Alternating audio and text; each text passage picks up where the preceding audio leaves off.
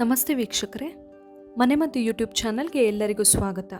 ಇವಾಗೆಲ್ಲ ತುಂಬ ಜನರನ್ನ ಕಾಡ್ತಾ ಇರೋ ಹೈ ಬಿ ಪಿ ಪ್ರಾಬ್ಲಮ್ ಥರನೇ ಲೋ ಬಿ ಪಿ ಪ್ರಾಬ್ಲಮ್ ಅಥವಾ ಕಡಿಮೆ ರಕ್ತದೊತ್ತಡ ಇದು ಕೂಡ ತುಂಬ ಜನರನ್ನ ಕಾಡ್ತಾ ಇದೆ.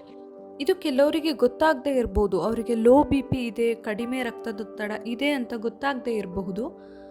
ಆದರೆ ಇದು ಕೂಡ ಹೈ ಬಿ ಪಿ ಥರನೇ ತುಂಬ ಹೆಲ್ತ್ ಪ್ರಾಬ್ಲಮ್ಗಳಿಗೆ ಕಾರಣ ಆಗುತ್ತೆ. ನನ್ನ ಹಿಂದಿನ ವಿಡಿಯೋಗಳಲ್ಲಿ ಕೆಲವೊಬ್ಬರು ಲೋ ಬಿ ಪಿಗೆ ಮನೆಮದ್ದು ತಿಳಿಸಿ ಅಂತ ಕೇಳಿದರು. ಆದ್ದರಿಂದ ಇವತ್ತಿನ ವಿಡಿಯೋದಲ್ಲಿ ನಾನು ಲೋ ಬಿ ಪಿಗೆ ಅಥವಾ ಕಡಿಮೆ ರಕ್ತದೊತ್ತಡಕ್ಕೆ ಏನೇನು ಕಾರಣಗಳಿರಬಹುದು ಅಥವಾ ಯಾವಾಗ ಲೋ ಬಿ ಪಿ ಬರುತ್ತೆ, ಅದೇ ರೀತಿ ಲೋ ಬಿ ಪಿಗೆ ಕೆಲವು ಸಿಂಪಲ್ ಟಿಪ್ಸ್ಗಳು ಅಥವಾ ಸಿಂಪಲ್ ಮನೆ ಔಷಧಗಳನ್ನು ನಾನು ಇಲ್ಲಿ ಹೇಳ್ತೀನಿ. ಈ ವಿಡಿಯೋನ ಪೂರ್ತಿ ನೋಡಿ. ನೀವಿನ್ನೂ ನನ್ನ ಚಾನಲ್ನ ಸಬ್ಸ್ಕ್ರೈಬ್ ಮಾಡಿಲ್ಲ ಅಂದರೆ ಪ್ಲೀಸ್ ಸಬ್ಸ್ಕ್ರೈಬ್ ಮಾಡಿ, ಲೈಕ್ ಮಾಡಿ, ಹಾಗೆ ಶೇರ್ ಮಾಡಿ. ನಾನು ಆಗಲೇ ಹೇಳಿದ ಹಾಗೆ ಲೋ ಬಿ ಪಿ ಅನ್ನೋದು ಕೆಲವರಿಗೆ ಗೊತ್ತಾಗದೇ ಇರಬಹುದು, ಅವರಿಗೆ ಲೋ ಬಿ ಪಿ ಅನ್ನೋ ಸಮಸ್ಯೆ ಇದೆ ಅಂತಲೇ ಗೊತ್ತಾಗಲ್ಲ. ಆದರೆ ನಾವು ಯಾವುದೇ ಕಾರಣಕ್ಕೂ ಇದನ್ನು ನೆಗ್ಲೆಕ್ಟ್ ಮಾಡಬಾರ್ದು. ಯಾಕಂತ ಹೇಳಿದರೆ ಅದನ್ನು ನಾವು ನೆಗ್ಲೆಕ್ಟ್ ಮಾಡಿದರೆ ನಮಗೆ ಮುಂದೊಂದು ದಿನ ನಾವು ಅದರಿಂದ ತುಂಬ ದೊಡ್ಡ ಪ್ರಾಬ್ಲಮ್ಸ್ ಎದುರಿಸಬೇಕಾಗಬಹುದು. ಸೊ ನಾನೀಗ ನಾರ್ಮಲ್ ಆಗಿ ಲೋ ಬಿ ಪಿ ಯಾವಾಗ ಬರುತ್ತೆ ಅಥವಾ ಯಾವ ರೀಸನ್ನಿಂದ ಬರುತ್ತೆ ಅನ್ನೋದನ್ನು ಹೇಳ್ತೀನಿ.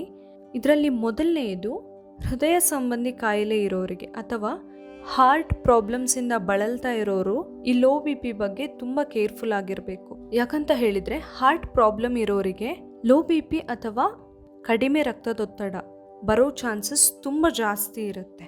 ಅದೇ ರೀತಿ ಲೋ ಬಿ ಪಿ ಬರೋಕ್ಕೆ ಇನ್ನೊಂದು ಮೇಯ್ನ್ ರೀಸನ್ ಅಂತ ಹೇಳಿದರೆ ಡಿಹೈಡ್ರೇಷನ್ ಅಥವಾ ನಿರ್ಜಲೀಕರಣ ಅಂತ ಹೇಳ್ತೀವಿ ನಾವು.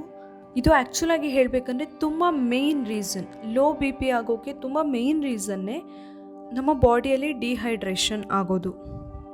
ನಾವು ಪ್ರತಿದಿನ ನಮ್ಮ ದೇಹಕ್ಕೆ ಬೇಕಾದಷ್ಟು ಅಥವಾ ಸಾಕಷ್ಟು ನೀರು ಕುಡಿದೇ ಇದ್ದಾಗ ನಮ್ಮ ಬಾಡಿಯಲ್ಲಿ ಡಿಹೈಡ್ರೇಷನ್ ಆಗುತ್ತೆ. ಸೊ ಈ ಡಿಹೈಡ್ರೇಷನ್ ಕೂಡ ಲೋ ಬಿ ಪಿಗೆ ಮೇನ್ ರೀಸನ್ ಆಗಿರುತ್ತೆ.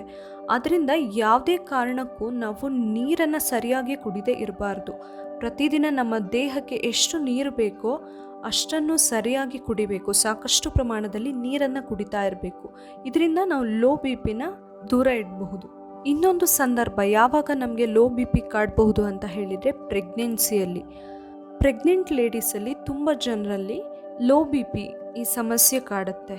ಆದ್ದರಿಂದ ಪ್ರೆಗ್ನೆನ್ಸಿಯಲ್ಲಿ ಇರುವಾಗ ಟೈಮ್ ಟು ಟೈಮ್ ಫುಡ್ಡು, ನೀರು ಎಲ್ಲ ತಗೊಳ್ಳೋದ್ರ ಜೊತೆಗೆ ಆವಾಗ ಬಿ ಪಿ ಚೆಕ್ ಮಾಡಿಸ್ಕೊಳ್ಳೋದು ಕೂಡ ತುಂಬ ಇಂಪಾರ್ಟೆಂಟ್. ಇದೆಲ್ಲ ಲೋ ಬಿ ಪಿ ಬರೋಕ್ಕೆ ಅಥವಾ ಕಡಿಮೆ ರಕ್ತದೊತ್ತಡ ಬರೋಕ್ಕೆ ಕಾರಣಗಳಾದರೆ ಇದಕ್ಕೆ ಪರಿಹಾರಗಳು ಕೂಡ ತುಂಬ ಸಿಂಪಲ್ಲಾಗೇ ಇದೆ. ಆ್ಯಕ್ಚುಲಿ ಇಲ್ಲಿ ನಾನು ಕೆಲವೊಂದು ಸಿಂಪಲ್ ಟಿಪ್ಸ್ ಅಥವಾ ಸಿಂಪಲ್ ಮನೆ ಔಷಧಗಳನ್ನು ಕೆಲವೊಂದನ್ನು ಹೇಳ್ತೀನಿ. ಬೀಟ್ರೂಟ್ ನಮ್ಮೆಲ್ಲರಿಗೂ ಗೊತ್ತೇ ಇದೆ. ಬೀಟ್ರೂಟ್ ಯಾವಾಗಲೂ ನಮ್ಮ ಬ್ಲಡ್ ಸರ್ಕ್ಯುಲೇಷನ್ಗೆ ತುಂಬ ಒಳ್ಳೆಯ ರೆಮಿಡಿ ಅಂತ ಹೇಳ್ಬೋದು. ಸೊ ಪ್ರತಿದಿನ ನೀವು 1 ಕಪ್ ಆಗುವಷ್ಟು ಬೀಟ್ರೂಟ್ ಜ್ಯೂಸ್ ಕುಡಿದ್ರೆ, ಹಸಿ ಬೀಟ್ರೂಟ್ ಆದರೆ ತುಂಬ ಒಳ್ಳೆಯದು. ಅದನ್ನು ಮಿಕ್ಸಿ ಮಾಡಿ ಜ್ಯೂಸ್ ಮಾಡಿಕೊಂಡು ಪ್ರತಿದಿನ 1 ಲೋಟ ಅಷ್ಟು ಕುಡಿದ್ರೆ ನಿಮಗೆ ಲೋ ಬಿ ಪಿ ಸಮಸ್ಯೆ ಖಂಡಿತವಾಗ್ಲೂ ಕಾಡೋದಿಲ್ಲ. ಇನ್ನೊಂದು ಅಂತ ಹೇಳಿದರೆ ಬಾದಾಮಿ ಇರುತ್ತಲ್ಲ, ಬಾದಾಮಿನ ಪೇಸ್ಟ್ ಮಾಡಿ ಬಿಸಿ ನೀರಲ್ಲಿ ಹಾಕ್ಕೊಂಡು ಕುಡಿಬಹುದು. ಪ್ರತಿದಿನ 1-2 ಬಾದಾಮಿನ ಪೇಸ್ಟ್ ಮಾಡಿ ನೀರಲ್ಲಿ ಹಾಕ್ಕೊಂಡು ಕುಡಿಯೋದ್ರಿಂದ ಕೂಡ ಲೋ ಬಿ ಪಿ ಪ್ರಾಬ್ಲಮಿಂದ ಹೊರಗೆ ಬರ್ಬೋದು. ಇನ್ನೊಂದು ನಾನು ಆಗಲೇ ಹೇಳಿರೋ ಹಾಗೆ ಡಿಹೈಡ್ರೇಷನಿಂದ ಲೋ ಬಿ ಪಿ ಆಗುತ್ತೆ. ಸೊ ಆ ರೀಸನಿಂದ ನಾವು ಪ್ರತಿದಿನ ಒಂದು ಆರೋಗ್ಯವಂತ ಮನುಷ್ಯ ಅಂತ ಹೇಳಿದರೆ ಪ್ರತಿದಿನ 2-3 ಲೀಟರ್ ಅಷ್ಟು ನೀರು ಕುಡಿಬೇಕಾಗುತ್ತೆ. ಸೊ ನಾವು ಆ ಪ್ರಮಾಣದಲ್ಲಿ ಸಾಕಷ್ಟು ನೀರು ಕುಡಿತಾ ಇದ್ದರೆ ಈ ಲೋ ಬಿ ಪಿ ಸಮಸ್ಯೆಯಿಂದ ದೂರ ಇರಬಹುದು. ಈ ಲೋ ಬಿ ಪಿ ಸಮಸ್ಯೆಯಿಂದ ಪಾರಾಗೋಕ್ಕೆ ಇನ್ನೊಂದು ಬೆಸ್ಟ್ ಅಂತ ಹೇಳಿದರೆ ನಾವು ಟೈಮ್ ಟು ಟೈಮ್ ಕರೆಕ್ಟಾಗಿ ಎಕ್ಸಸೈಸ್ ಕೂಡ ಮಾಡೋದ್ರ ಜೊತೆಗೆ ರೆಸ್ಟ್ ಕೂಡ ಮಾಡಬೇಕಾಗುತ್ತೆ. ನಮ್ಮ ದೇಹಕ್ಕೆ ವಿಶ್ರಾಂತಿ ಅನ್ನೋದು ತುಂಬ ಇಂಪಾರ್ಟೆಂಟ್ ಆಗಿ ಬೇಕಾಗುತ್ತೆ.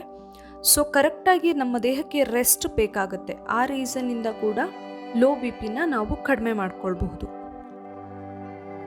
ನೋಡಿದಲ್ಲ, ನಾರ್ಮಲ್ ಆಗಿ ಕೆಲವರನ್ನ ಕಾಡುವಂತಹ ಕಡಿಮೆ ರಕ್ತದೊತ್ತಡ ಸಮಸ್ಯೆಗೆ ಕಾರಣ ಮತ್ತು ಪರಿಹಾರ ಕೂಡ ತುಂಬ ಸಿಂಪಲ್, ನಾವು ಮನೆಯಲ್ಲೇ ಮಾಡ್ಕೊಳ್ಬಹುದಾದಂಥದ್ದು. ಈ ವಿಡಿಯೋ ನಿಮಗೆ ಇಷ್ಟ ಆಗಿದ್ದರೆ ಪ್ಲೀಸ್ ನನ್ನ ಮನೆಮದ್ದು ಯೂಟ್ಯೂಬ್ ಚಾನಲ್ನ ಸಬ್ಸ್ಕ್ರೈಬ್ ಮಾಡಿ, ಲೈಕ್ ಮಾಡಿ, ಶೇರ್ ಮಾಡಿ, ಹಾಗೆ ಏನೇ ಸಜೆಷನ್ಗಳಿದ್ರು ಪ್ಲೀಸ್ ಕಮೆಂಟ್ ಮಾಡಿ. Thank you.